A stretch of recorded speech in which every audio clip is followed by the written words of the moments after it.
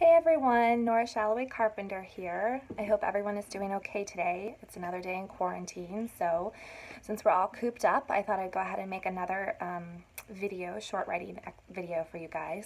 Thank you for your really nice comments and emails about yesterday's video about character desires.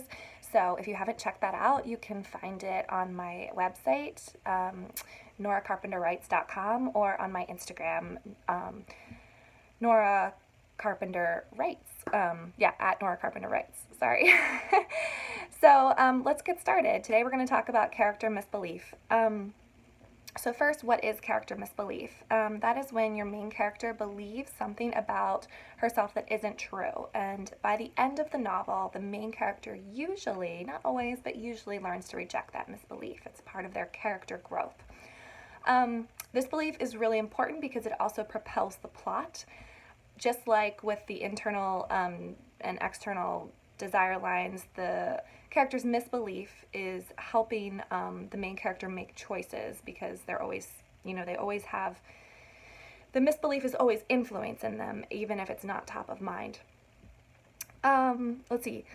The misbelief may be about someone else, it may be about the world, it may be about themselves. A lot of times it'll be about themselves, something that they believe about themselves that actually isn't true. And another thing to keep in mind is that a character's changing misbelief is the answer to how does a character grow throughout the book. So when you're examining books and looking for character misbelief, looking for how a character changes from the beginning of the book to the end of the book, that's a really good way to find it.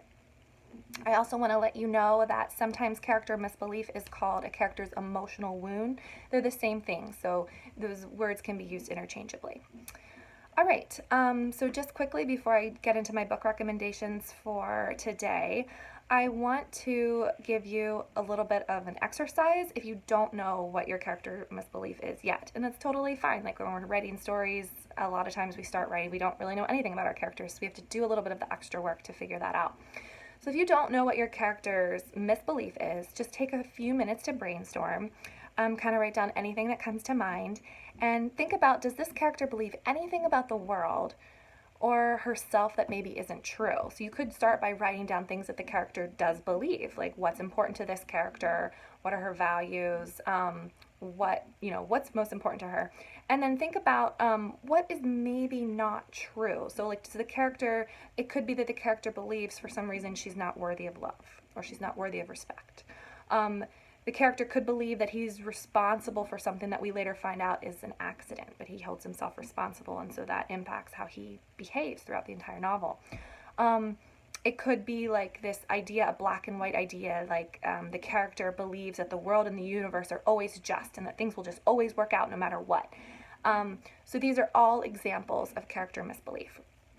Okay, so take a few minutes with that and then go back to your story, and I really think it'll help enrichen your story and your character. So I just want to give you a couple of book recommendations where you can examine character misbelief. Somebody said I should, talk about my book a little bit. So my book is The Edge of Anything. The main characters, Sage and Len, definitely have some major misbeliefs going on. So if you want to check that book out, it comes out on March 24th, so very soon. Another book that I really love that does the misbelief well is The Weight of Feathers by Anna Marie McLemore, sorry. So this book is awesome. And then, of course, We Are Okay by Nina LaCour does a beautiful job with character misbelief as well. So check those out. I hope everybody stays safe. Have a great day. Bye.